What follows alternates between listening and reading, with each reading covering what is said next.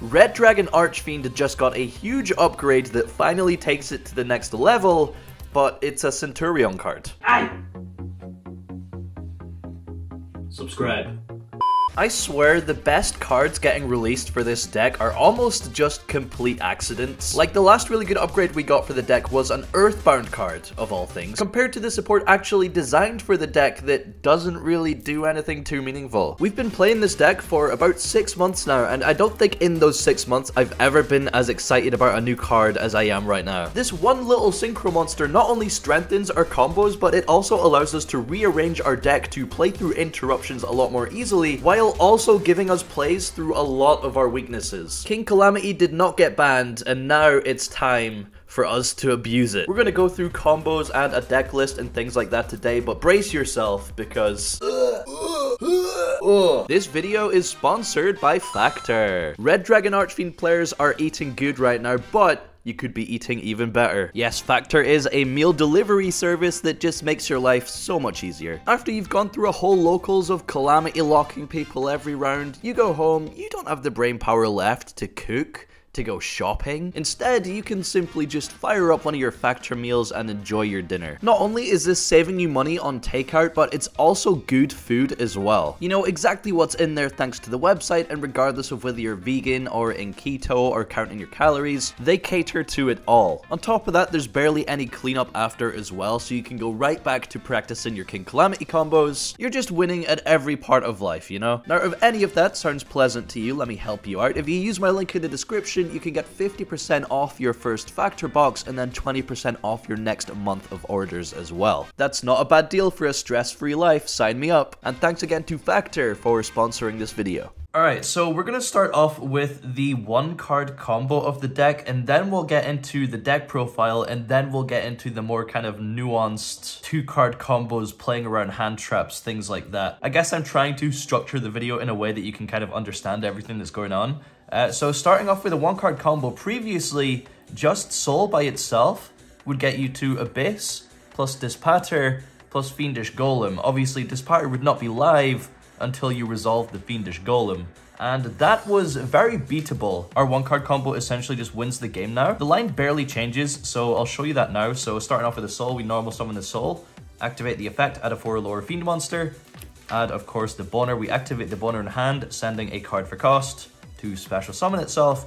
Then we go Boner, target Soul, dump a Fiend Tuner, so Crimson Resonator to make Soul level 2, and then synchro these two into the Red Rising Dragon. Red Rising Dragon is going to target the Crimson Engrave to special summon, and Crimson is going to summon 2 Resonators from the deck, so we summon out Vision and Synchron here. Like I said, the line is basically just the exact same.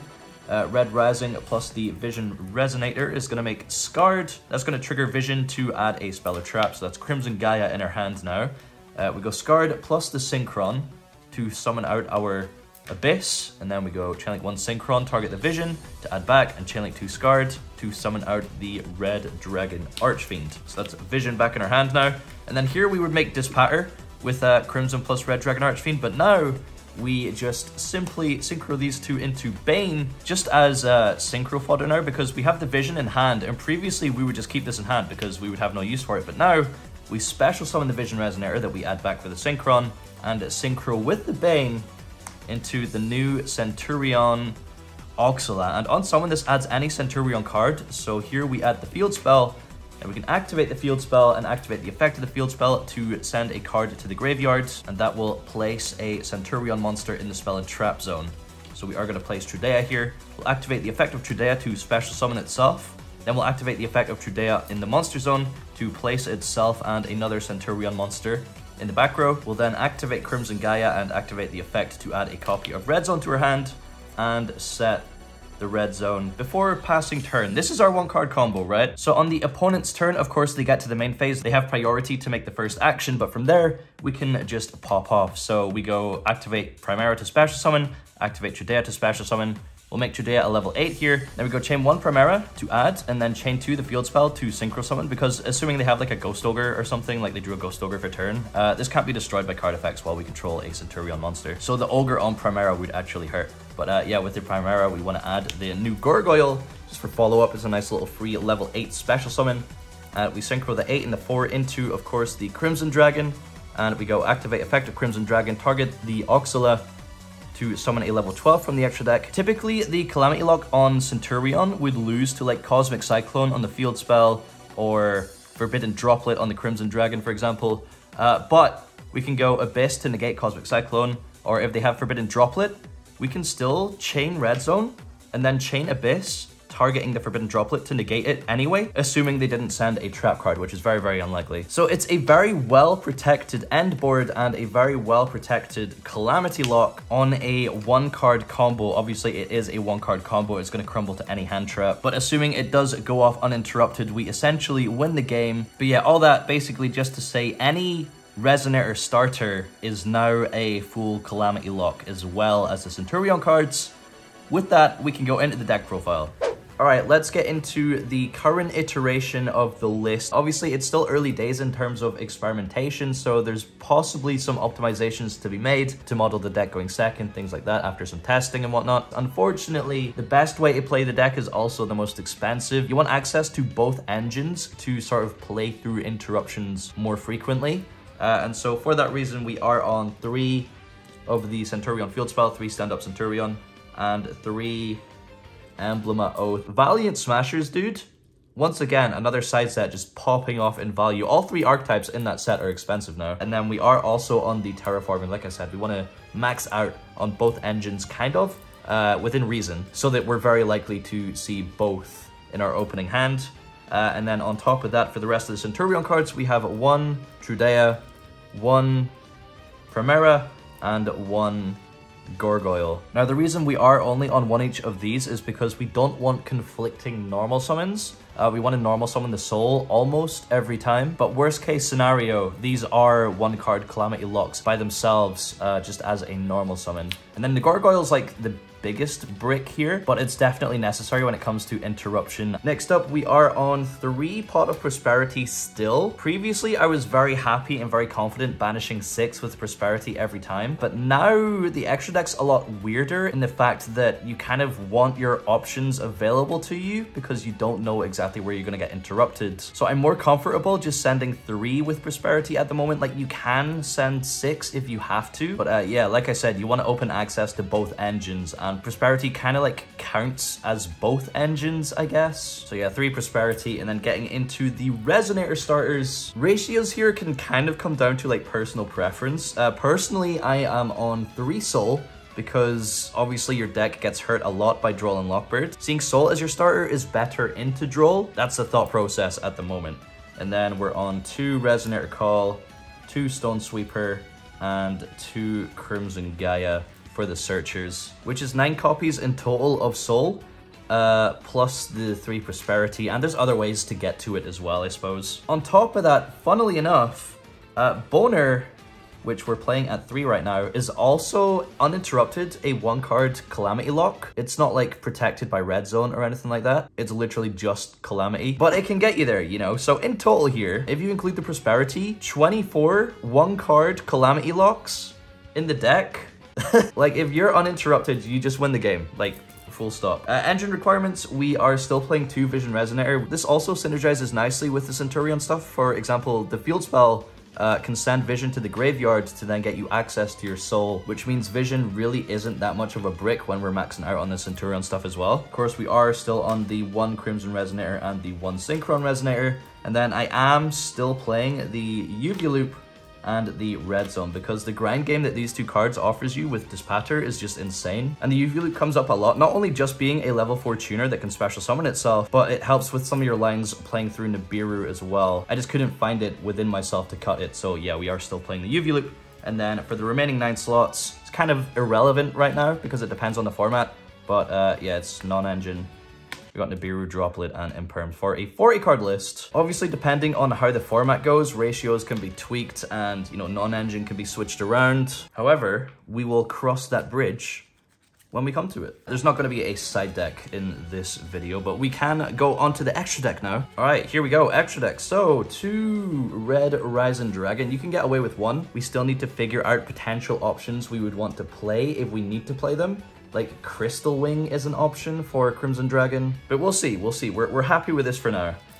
We have the 1 Scard and the 1 OG RDA at the moment. 1 Q-Belt, still a very nice card. Actually comes up quite a lot if you get like double hand trapped and stuff like that. You can still go Trudea plus Soul into the Q-Belt on your opponent's turn to at least have some kind of interruption. We have the 1 Scarlight because it's always just a nice option going second.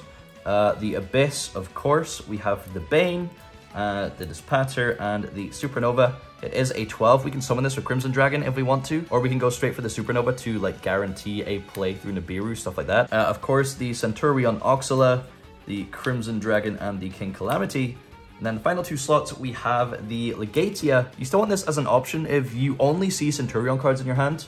The draw is really nice. You could draw into like Soul, for example. But also with the pop, it's nice going second, and sometimes you're forced to make Legatia on your opponent's turn because like you get your Synchros Nibiru, and then you still have Trudea and Primera on your opponent's turn. We'll Synchro into this as a form of interruption. And then the final card in the extra deck is based as fuck, dude.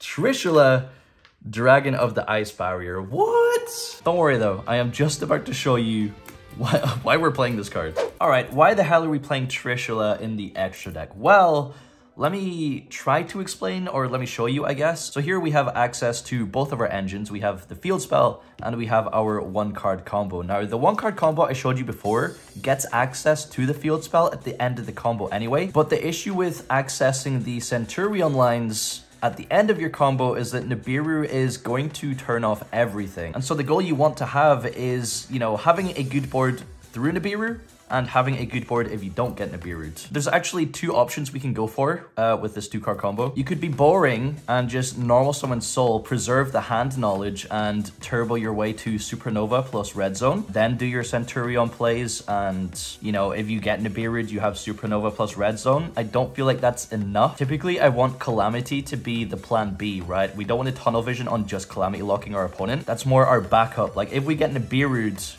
we will Calamity lock our opponent. I don't know, bro, I'm just waffling. So let me just play through it and kind of explain the moves and show you what I'm doing. So in a hand like this, we're always going to start off with the Soul Resonator. We want to see if we get interrupted or not. If we do get interrupted, we can still set up Calamity Lock with the Centurion backup line. If we don't get interrupted, of course, we're going to add the Bone here. And we want to access the Centurions before Nibiru is alive so that we at least do have a solid playthrough Nibiru. So here, we're going to activate the field spell and activate the effect. Discarding the Bone also saves us a discard, searching for the Bone, to place the Trudea. And then while we're under the 5 summons, we're going to go through the Centurion line. So we'll activate Trudea to summon itself. We will not make it level 8, we'll make it level 4. So assuming we get impermed on Soul, and then we get impermed again on Trudea, this would be our end board. On our opponent's turn, if they special summon, we can activate the field spell, synchro these 2 into Q-Belt, and then pop something, which is at least a line rather than having nothing. But yeah, we'll activate the effect today here to place itself and a Primera. So our opponent knows we can Calamity Lock them. But yeah, we're just going to let these linger menacingly in the back row here and continue playing with our Resonator combo. So we'll activate Bone and Grave, discarding a card to special summon it. Then Bone, target Soul, dump Crimson, make it level 2 to synchro into, of course, the Red Resin Dragon. Effect is going to bring back Crimson Resonator. Crimson Resonator effect is going to summon out Synchron and Vision. And we are just going through the standard Soul line here. Going into the Scarred. It's going to trigger the Vision to add Crimson Gaia to hand. Scarred plus Synchron. We'll make Abyss. We'll go Chain Link 1 Synchron, target Vision. Chain Link 2 Scarred to summon Red Dragon Archfiend from the extra deck. And we're not actually going to make this Centurion Synchro. Instead, we're just going to Synchro these 2 for Dispatter. Activate Crimson Gaia and activate the effect to add the Red Zone, set the Red Zone, and pass turn like this. So if we get Nibiru'd, right? If we get Nibiru'd here, we can summon Primera, search Gargoyle, send a field spell to summon, 8+4, makes the Centurion Oxala, search another copy of the field spell, and then place back the Primera. We have the Calamity Lock if we do get Nibiru'd. We are forcing it because it's the end of the main phase, obviously. But if we don't get Nibiru'd, while we can't Calamity Lock, we still have a very, very strong board. So on our opponent's turn, we can go Primera plus Trudea, make Trudea level 8. And we actually have options here. So we can synchro into a 12. We can go into a Legatia. Legatia can pop an opponent's monster, and then that would trigger Gaia to bring back a Red Dragon Archfiend. And then the pop on Red Zone would be live. Or we can go for Crimson Dragon. Crimson Dragon can then target a Dispatter to summon a 10, like I guess Ruddy Rose Dragon, something like that. Or it can target Abyss to put itself back and summon Trishula. Trishula will then non-target and banish a card on the field. It'll rip a card from their hand. It will make the negate on Dispatter live. So essentially we have a hand rip, a non-targeting banish, an omni negate, and a monster negate. And then if anything gets destroyed at any point, we can Gaia bring back Red Dragon Archfiend, Red Zone pop. And that probably in most cases wins the game. Then like I said, if we did get Nibiru'd, we would just Calamity Lock our opponent. Now a line I absolutely love through Nibiru is a line with Crimson and Bone, and this makes use of Uvulup. So I'll show you this combo. Nibiru can still hurt if your opponent knows exactly how to use it, but more often than not, they're not going to know how to do it, and they're going to interrupt you incorrectly, and then you just Calamity Lock them. So yeah, Crimson, special summon, normal summon the Bone. We're going to synchro these two into the Red Rising Dragon. Effect target Crimson. We're going to activate the effect of Crimson to summon 2 from the deck, and that is going to be Soul plus Vision. It's not threatening Supernova, but a lot of the times you will just get Nibiru here anyway. Crimson is going to search for Uvulup, and then this is basically, regardless of where you get Nibiru, it's going to be the same outcome unless they leave it until the end of the main phase. But for example here, let's say we get Nibiru, right? So our opponent slaps us with a big rock. We trigger the Vision to add a Crimson Gaia to her hand. Activate Uvulup in hand, targeting the Red Rising. So banish Red Rising to special summon the Uvulup. We can activate Crimson Gaia, activate the effect of Crimson Gaia to add Vision from our grave to the hand. We can activate the effect of Bone and Grave, send the Gaia to special summon itself. Bone effect is going to target the Nibiru. At this point, there's no tuners we can send that would benefit us. So for example, let's just say we send a Soul. We reduce the level of the Nibiru token from 11 to 10. Then we synchro the Bone Archfiend plus the Obsessive Uvulup into Scarlight. We now have a 5 or higher dark on the field, so we can special summon Vision. Vision plus the Nibiru token is going to get us to the Centurion Oxala, and the effect is going to grab as a field spell, and that right there is a Calamity Lock using the Nibiru token, because this is just completely generic, and I think that's so freaking funny, dude. Alright, finally, I'll show you the uninterrupted line if you have Crimson plus Bone, just because it is a little bit different to previous combos. But then I will let you go because this video is A, getting a little bit too long, and B, I'm ill, my voice is messed up, so it probably sounds horrible. But yeah, let's just get through the combo, and it'll show you what I mean by, like, you don't want to tunnel vision into, like, King Calamity. So effect of Crimson to special summon and normal summon Bone. We're going to synchro these two into Red Rising. Effect is going to summon back Crimson, and effect of Crimson is going to summon out the Vision and Soul, like I just showed you. Soul effect is going to add the Uvulup to hand, and then Red Rising plus Vision is going to make Scarred. Vision is going to activate to add Crimson Gaia to her hand, and then we will activate the Uvulup, targeting Red Rising in grave, banishing this to special summon itself. And Scarred plus Uvulup already is going to get us to the Centurion Oxala. So Chainlink 1 Oxala, Chainlink 2 Scarred. That's going to summon out the Red Dragon Archfiend. Oxala will search us for the field spell. And then from here we can go Crimson plus the original RDA into Bestial Dispater. Dispater effect can summon back the Red Rising Dragon. And then Soul plus Red Rising is going to make our Abyss here. From there, we're going to activate the effect of Uvulup in grave, targeting specifically the original Red Dragon Archfiend. So we banish this to add it from grave to hand, which gives us the free discard for Stand Up Centurion. We'll activate the effect, discarding Uvulup to specifically place Primera. If we place Trudia and then summon Trudia, at that point we just hard lose to Nibiru, whereas this at least gives us a play through Nibiru. So we go Crimson Gaia here, effect of Gaia to add Red Zone. We set the Red Zone and pass our turn. If we do get Nibiru, Red Zone can summon back RDA, and then we can synchro with the Primera to make a Legatia. Legatia will pop something, Gaia will bring back a Red Dragon Archfiend, and then Red Zone is live. We have like 2 pops through Nibiru. But assuming we're uninterrupted, you would think that we could go Red Zone, summon RDA, summon Primera, immediately go Crimson Dragon and try and Calamity Lock our opponent, but that's probably incorrect because at that point we're not insulated from Droplet because we have to use the Red Zone to summon the RDA. and after that, Dispatter is doing nothing. So it's actually very, very easy to out. However, if we look at it a different way, so our first action will be Dispatter. In response to a monster effect, we'll pop it by shuffling back the Red Dragon Archfiend, which will trigger the Crimson Gaia to special summon out Scarred. And then, of course, the red zone is still set. Here we can activate Primera effect to summon, and then obviously, you know, Chain Link 1, Chain Link 2. We can synchro with the Scarred to make the Crimson Dragon.